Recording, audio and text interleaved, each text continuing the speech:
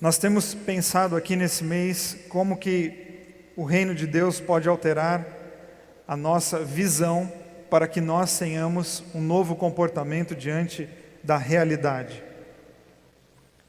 Veja bem que não estamos falando de você alterar a realidade, porque talvez isso seja uma missão difícil demais para nós, neurótica demais inclusive, mudar toda a realidade. A gente não muda toda a realidade, porque com isso nós teríamos que mudar tudo o que nos envolve, inclusive o trânsito de São Paulo. Só aí já não dá para mudar a nossa realidade. Então nós não alteramos a realidade, ou não estamos pensando sobre isso. Estamos pensando em como é que nós, através de uma leitura muito clara, muito sincera, muito humana do reino de Deus, podemos alterar a maneira como nós nos relacionamos com o que temos de realidade e é claro que também vivemos em menor escala alterações da nossa vida. Porque dizer que queremos viver a vida no reino, a vida do reino dos céus, não é uma afirmação de que queremos ir para o céu. Porque o Evangelho de Marcos começa dizendo que o reino de Deus está entre nós. Ou seja, o reino de Deus não é um lugar para onde nós vamos, mas é a maneira como nós vivemos onde nós estamos. A proposta cristã não é que você morra para então viver uma vida diferente. A proposta cristã é que você morra para um jeito de viver aqui, porque o reino de Deus está entre nós. Ele está permeando a nossa vida, ele está acessível, possível a todos nós. Não é vida eterna que começa quando você morre. É uma vida eterna que começa agora. Poderíamos organizar da seguinte maneira: falamos de uma vida eterna, que é viver com valores tão bonitos, é viver com uma vida tão significativa que você poderia vivê-la eternamente. Ou seja, esse evangelho que nós precisamos morrer para que ele comece, ele é uma redução do evangelho de Jesus, que veio, nasceu, encarnou uma mensagem para mostrar que é possível que nós a encarnemos também, aqui, hoje, com essa vida que você tem agora. E por isso então que acreditamos que o reino de Deus, ele é uma visão, ele é uma proposta que mexe com a integralidade da nossa vida. Ele tem o que falar para o seu casamento e tem o que falar para você que está enfrentando o divórcio. Ele tem o que falar sobre a sua promoção no seu emprego e tem o que falar sobre o seu desemprego. Ele tem o que falar sobre os momentos mais difíceis da sua vida, assim como propõe um comportamento para os momentos mais felizes ou mais. Esse evangelho mostra para você o que de fato é felicidade. Esse sentimento do qual todos nós passamos a vida inteira buscando e por vezes a vida inteira sendo enganados. Jesus fala sobre ele de uma maneira muito clara e muito simples. E o texto que nós lemos, que fala de um homem rico, como você percebeu, dá para a maioria de nós aqui um certo alívio, né? Porque se você não é rico, você diz, pronto, aí eu já estou livre do texto. Não preciso nem me preocupar em vender tudo que eu tenho, porque eu não tenho onde cair morto mesmo, então eu já estou com a barra limpa diante de Jesus. Será? Será que é só isso que nós podemos pensar? Será que é essa a única maneira de lermos esse texto? Será que essa riqueza ela está restrita à quantidade que você tem no bolso, na carteira ou na sua conta bancária? Será? Acredito que ela é também financeira. Ela é também monetária, mas existe alguma coisa para além disso e que aí todos nós estamos incluídos, porque o reino de Deus inclui a todos, a todo tempo, sempre, para que todos, a todo tempo, questionemos quais são as nossas práticas e a maneira pela qual nós estamos construindo a nossa vida. Então eu quero falar com você hoje à noite sobre outras riquezas, que não são medidas somente em bens materiais, mas na atitude do teu coração, na atitude do teu interior.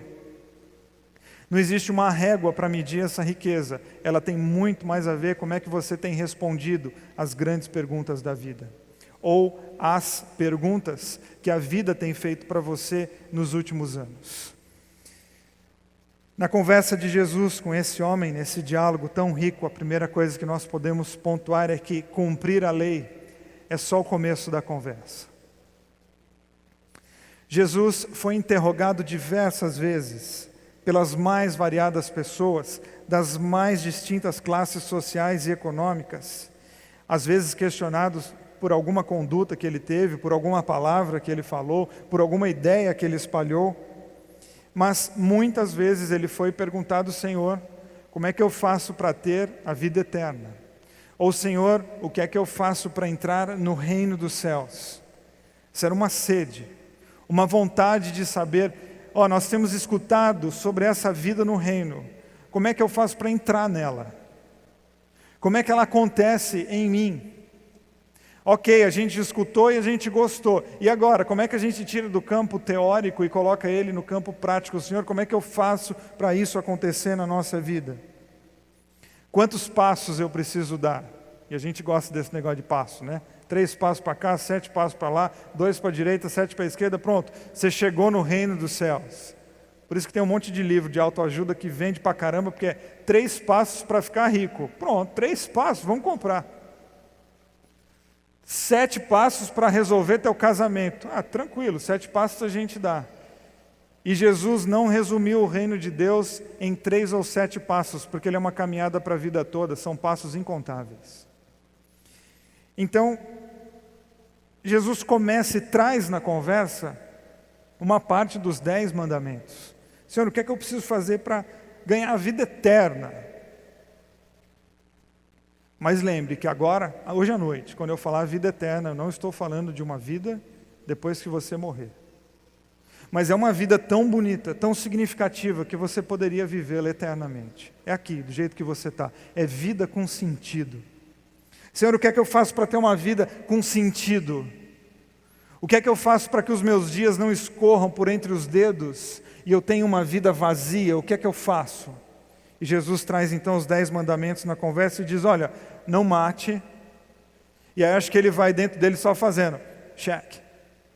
Não cometa adultério, check. Não roube, check. Não minta. Ninguém ficou sabendo, check. Honre seu pai e sua mãe. Check, porque eles não estão aqui também para provar, então, check. Ficou igual um pombo diante de Jesus, aquele peitão estufado falando: mas eu já faço isso aí desde muito novo. É isso? É isso aí? Não, estou dentro. Não, você não está dentro, senão você não teria pedido para entrar, porque quem está dentro já tem sentido. Olha que incoerência. Ele está dizendo que ele está ok, mas se você está ok, por que você está com sede? Quem está com sede não pede água, amigo. Você está, na verdade, se enganando. Você está ainda numa espiritualidade de aparência. Você, na verdade, está querendo enganar quem? Quem é? Quem é o fruto do teu engano? E Jesus, então, coloca algo para além da lei. Ele anula a lei? Não, ele coloca alguém para além das questões práticas, para além das questões visuais, e ele vai na gema. Não tem o papo agora de não sei o que lá, de Nutella, não sei o que lá da gema? Então, isso aqui Jesus foi na espiritualidade da gema e não Nutella. Jesus olha para ele e diz: faz o seguinte então, venda tudo que você tem e dê aos pobres, toda a sua riqueza, então você vem me seguir.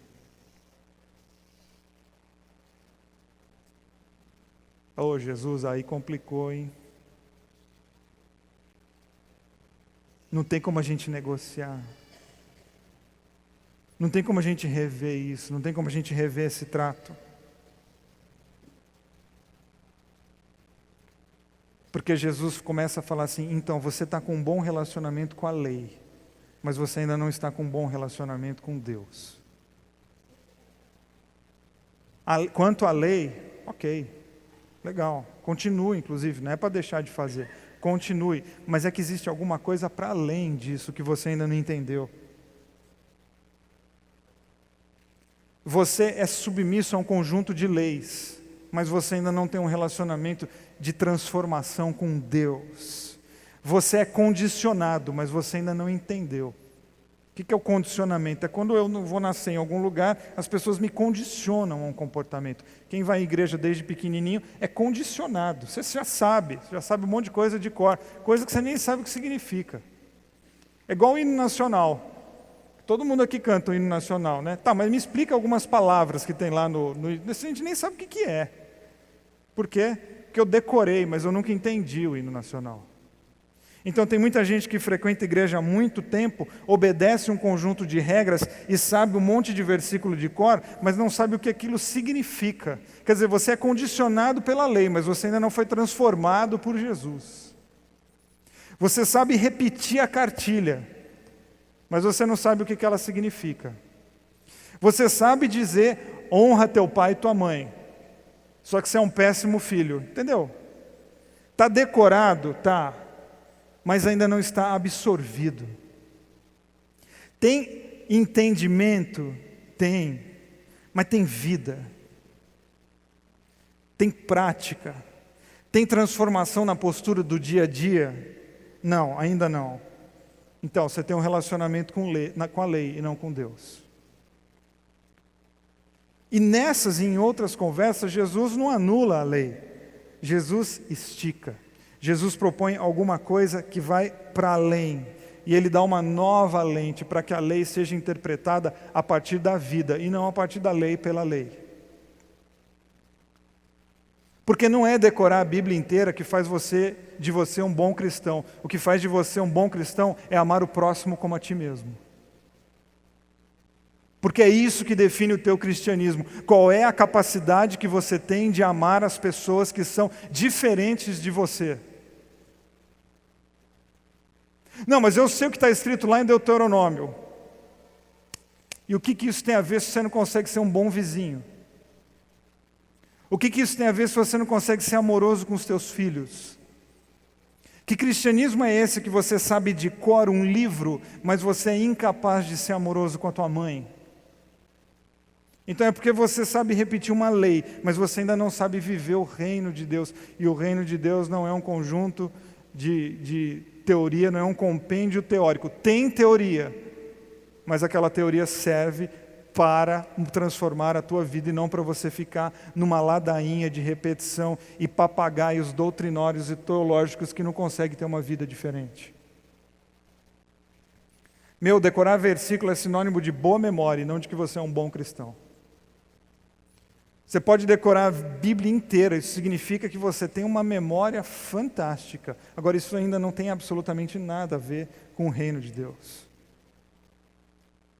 Porque Jesus veio para gerar um novo tipo de gente e não manter a prática, o hábito de papagaios doutrinários que repetem as regras da igreja desde 1900 e bolinha, mas eles não sabem nem para que aquilo lá serve. Porque a lei pela lei gera ordinários e Jesus veio gerar extraordinários. A lei gera gente condicionada e Jesus veio gerar gente apaixonada pela vida, comprometida com o próximo, ligada com o outro. Senhor, eu cumpro a lei. Tá bom, você é ordinário, mas você ainda não é extraordinário. Não, mas eu nunca traí minha mulher. Tá bom. Ok, você está fazendo simplesmente aquilo que você prometeu no dia que você casou. Não venha pagar de bom porque você faz isso. Não, mas eu nunca matei ninguém. Não diga. Sério mesmo? Não, aquele deputado, o Brasil está tão ruim que a gente fala assim, aquele político ali, ele não rouba. É muito bom. Pô, mas ele não roubar faz dele bom? Não, não roubar faz dele um cara ordinário. Roubar dele faz dele um ladrão. Um político que não rouba não é um cara excepcional. Um político que não rouba é uma pessoa ordinária. Normal. Aquele pastor lá da Bethesda, o cara é honesto. Não está fazendo mais que a obrigação dele. O dia que ser honesto vai ser nossa, é extraordinário. O que ele faz extraordinário? Ele é honesto. quando a honestidade e o óbvio passa a ser notícia, é porque a gente está doente.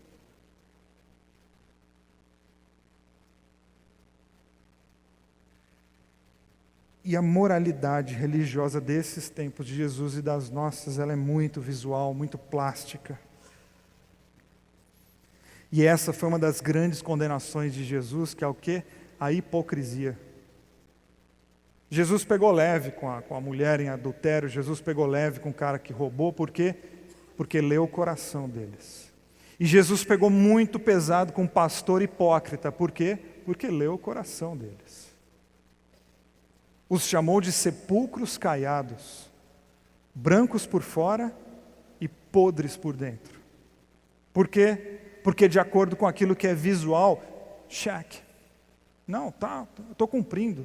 Tá, mas e teu coração? E as entranhas da tua vida? Porque é disso aí que nós temos que falar. Porque manter essa superficialidade, isso aí está fácil. Repetir um conjunto de leis, isso aí a gente decora. Os 10 mandamentos a gente decora.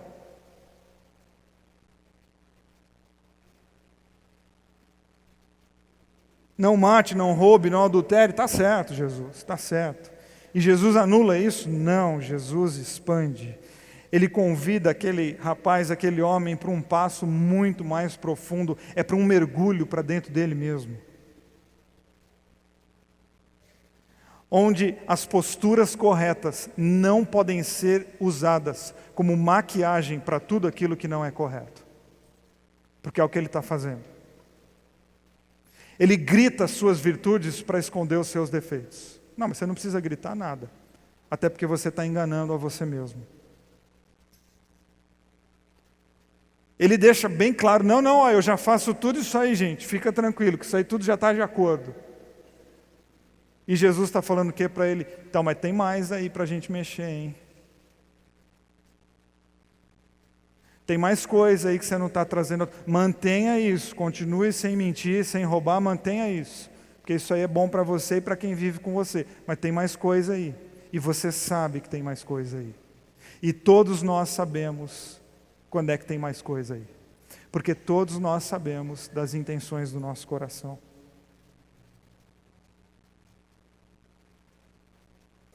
A lei coíbe, inibe algumas das nossas práticas. Mas ela não coíbe os meus desejos. E quem pode coibir os meus desejos? Ninguém. Porque desejar é do ser humano. Todos nós aqui desejamos coisas bonitas e coisas absurdas. Então Jesus dá um passo além, tendo em vista que desejar é do ser humano, tendo em vista que somos seres desejantes, que tenhamos coragem de investigar exatamente aquilo que nós não estamos conseguindo dizer. Ok. Check. É isso aí que você precisa entrar em contato, porque isso aí pode alterar em muito a tua realidade.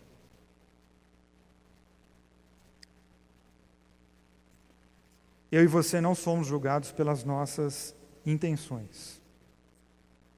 Vou deixar isso bastante claro. Existe uma diferença muito grande no que eu penso e no que eu faço.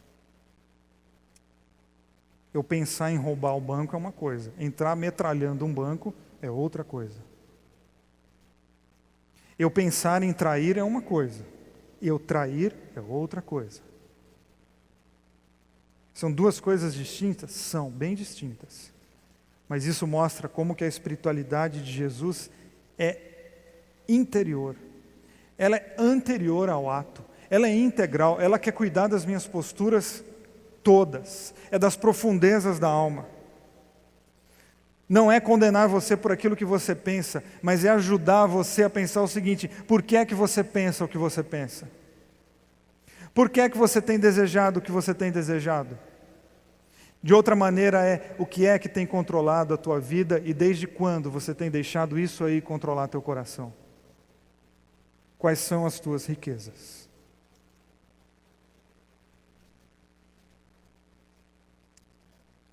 Porque a lei chama para esse exercício?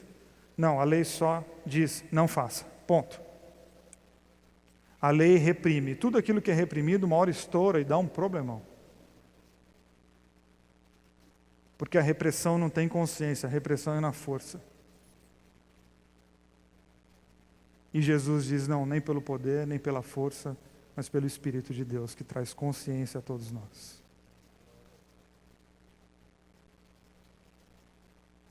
Ou seja, consulte os seus tesouros, consulte as suas riquezas, consulte os seus desejos, para que você não seja a maior vítima deles. Repetir os 10 mandamentos? Fácil.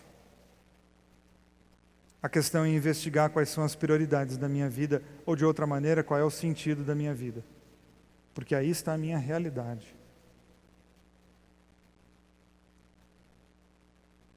Qual é a minha realidade? Aquela que ninguém vê, aquela que eu sei, que é minha. Porque isso é que é real. Esse conflito interno que você tem. Algumas questões que apareceram no teu coração enquanto eu estou falando, então isso aí é a tua realidade. Pode estar reprimida, pode estar oculta, pode estar controlada. Mas essa é a tua realidade. Então Jesus está dizendo mais ou menos assim, olha, quantas questões de estética e de aparência, tudo bem, você está ok. As questões é quando a gente aprofunda. As questões é quando a gente abre aquelas gavetas que há muito tempo estão trancadas. Aí você não quer mexer.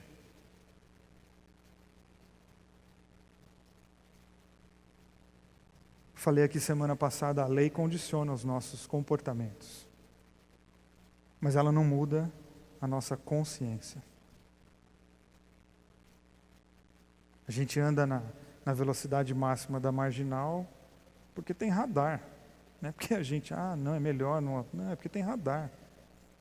E depois de uns dias chega um negócio lá chamado multa na tua casa. E quando a gente descobre onde está o radar, entre os radares a gente não está nem aí para a velocidade que foi estipulada. Porque aquilo não muda a nossa consciência, aquilo lá só condiciona o nosso comportamento. Se falarem, não tem mais radar, acabou. Porque existe uma diferença no que a lei faz e que uma nova percepção da vida faz. Porque uma coisa, o que eu faço? Existem coisas que eu faço só porque eu tenho que obedecer uma lei? É verdade. E existem outras que eu preciso fazer o exercício contrário, que é pensar, por que é que eu faço isso da maneira que eu faço? Por que é que eu vivo assim da maneira que eu vivo?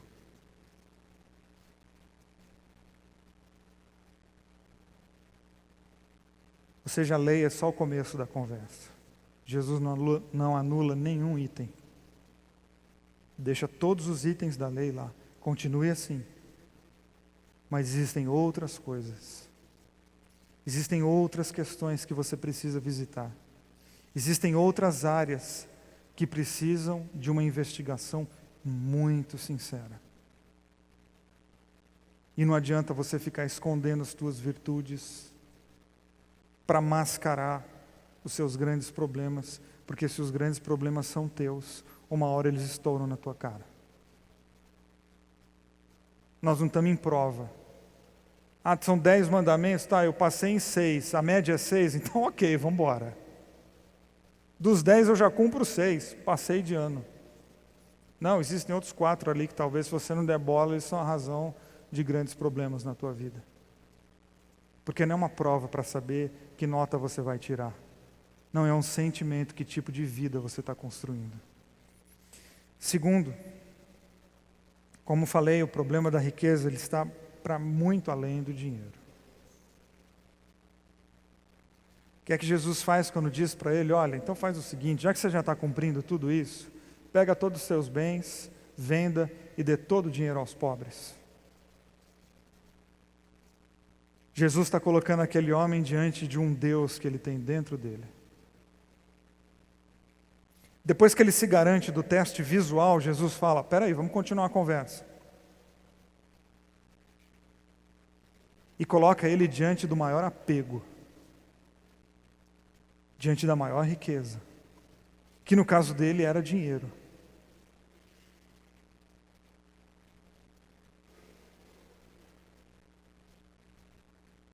E no nosso caso pode ser outra coisa.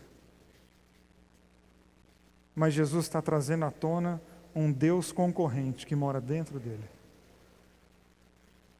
Jesus está trazendo à tona um tesouro que tem ditado o comportamento da vida dele, ditado a realidade.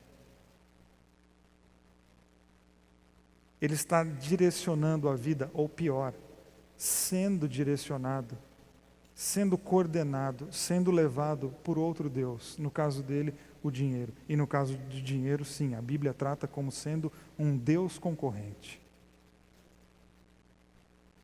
Então a gente não pode ter dinheiro? Pode, claro que pode. A questão é quanto que do dinheiro dita a sua vida, quanto que o dinheiro dita a sua vida.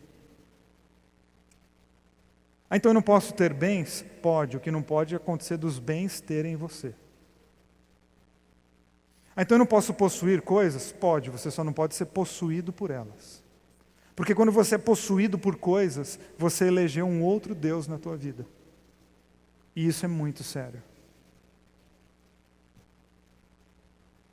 Então eu posso ganhar dinheiro? Pode, desde que essa não seja a razão da tua vida. Então organize mais ou menos assim, ganhe dinheiro, mas sempre ganhe do dinheiro. Ganhe dinheiro. Espero que vocês ganhem muita grana mesmo. Mas eu espero que o dinheiro jamais ganhe vocês. Porque esse é o princípio de todos os males. E muitos, por causa disso, se perderam. E gaste o seu dinheiro. Mas não permita que a sua vida toda seja gasta por ele. Mas o que quero focar aqui com você é que o problema não são os bens, nem a moeda. É o tipo de vínculo que ele tinha com os bens e com a moeda. O problema não é esse carro aí que você comprou. O problema talvez seja as motivações que levaram você a comprar esse carro. Talvez o problema seja o quanto que esse carro vai custar à tua família. O problema é o lugar onde você colocou esse carro, essa casa, esse sapato, esse apartamento, seja lá o que for.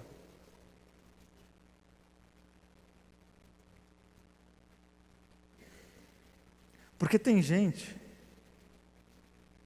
para inserir aquele que falou, não, esse texto aí de dinheiro não tem nada a ver comigo. Não, tem gente que não tem dinheiro, não tem onde cair morto, mas ama o dinheiro.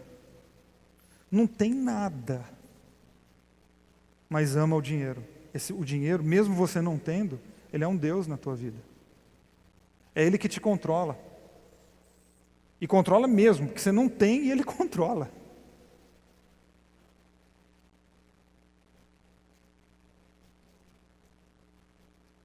Porque tem gente que não é rica em dinheiro, mas é rica em ganância. E quem é rico em ganância passa a ser controlado pela ganância. E quem vive controlado pela ganância não consegue entender o que é o reino de Deus.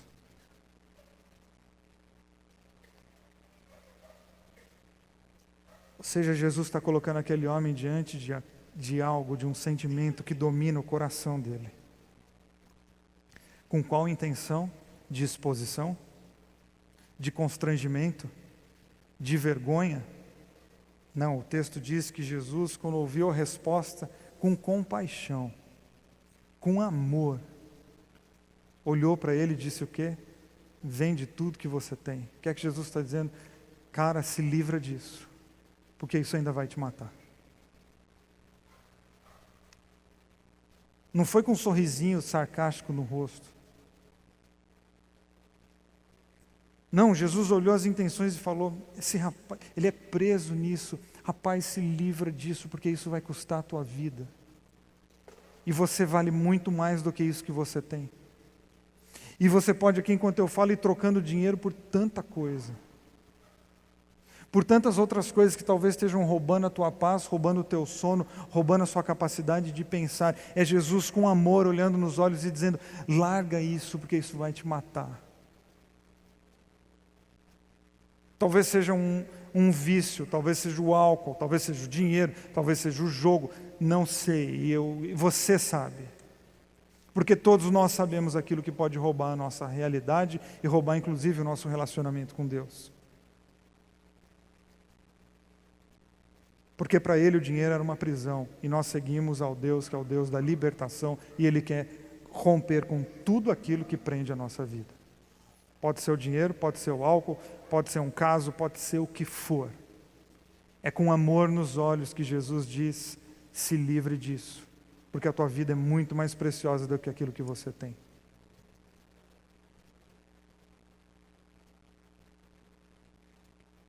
Ou seja, Jesus abre a porta. Abre a porta e autoriza aquele cara a ficar, vai viver a vida eterna. Se livra disso e viva uma vida eterna. A questão é se ele quer se livrar ou não. Porque a questão é qual que é o tesouro do coração dele.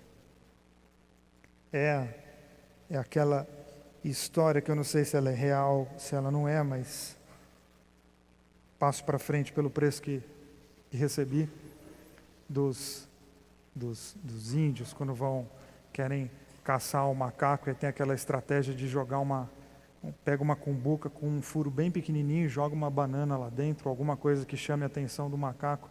O macaco curioso vai lá, enfia a mão dele fechada dentro da cumbuca e pega o objeto. Quando ele vai tirar a mão com o objeto, a mão não passa, porque a mão só consegue sair se ele largar o objeto. E ele está lá dentro com aquilo que ele quer, com a mão presa dentro da cumbuca. E o caçador está vindo ali. É simples, macaco. Larga e corre. Mas é porque eu quero tanto, E escuta, mas esse negócio que você pegou, que está dentro dessa cumbuca, é mais importante que a tua vida. Sério mesmo que você está apegado a alguma coisa que você ama mais do que a você mesmo? Você considera esse prêmio que está dentro da cumbuca mais importante do que a possibilidade de viver uma vida leve amanhã? E vamos combinar, nós estamos aqui numa reunião de adultos. Quantas vezes nós estamos com a mão presa dentro da cumbuca, com coisas que a gente sabe, isso aqui vai custar a minha vida, mas é tão bom. E a gente sabe que basta abrir a mão, tirar e correr, mas é que é tão bom. É o que Jesus está dizendo para ele, dizendo: cara, eu sei que é bom, está certo, essa grana toda aí te faz bem, mas está custando tua paz. Você coloca a cabeça no travesseiro e não dorme, larga isso e vai viver tua vida em paz. É a conversa de Jesus diante de Zaqueu. Zaqueu é a história contrária a essa aqui. O que é Zaqueu? Zaqueu é aquele cara que é desonesto, que tem um ganho de dinheiro fácil, e aí ele está com a mão lá dentro da cumbuca, e está gostoso, está bom, está dando certo. Só chega uma hora que ele diz: não é mais gostoso e não está dando certo, eu não tenho mais paz, eu não tenho mais vida eterna, eu não tenho mais sentido, eu não tenho mais por que acordar de manhã.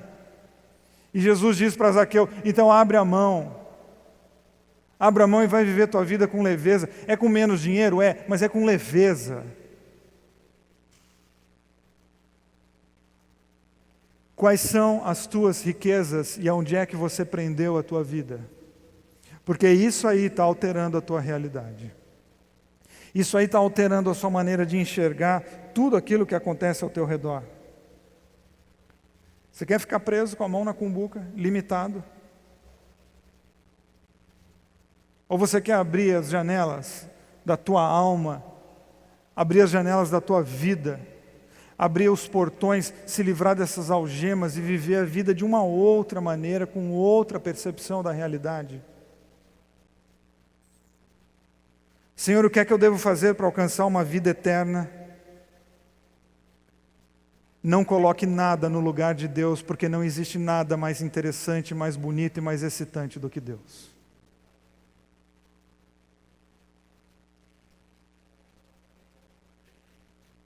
Ou seja, Jesus está dizendo para ele: rapaz, você é bom de letra, mas você ainda não entendeu o que é viver em espírito e em verdade a vida no reino. Você está com os versículos decorados, mas o teu espírito ainda não foi mudado. Isso aí é uma letra, mas ainda não é a tua verdade. Você sabe o texto de cor, mas ele ainda não é a tua verdade. Enquanto não for a tua verdade, ele não é a tua realidade. Você pode saber de cor, você pode repetir 1000 vezes, Você pode saber todos os livros da Bíblia, de trás para frente, tudo que eles significam, enquanto isso não for em espírito e em verdade. Você vai simplesmente ficar repetindo palavras. E na hora que a coisa apertar mesmo, vai dizer, opa, aí não.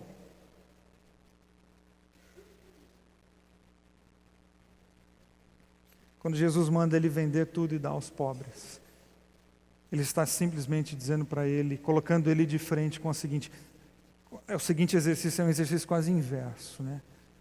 Ó, venda tudo que você tem e dê aos pobres. Não, aí não dá. Está vendo como isso é importante para você?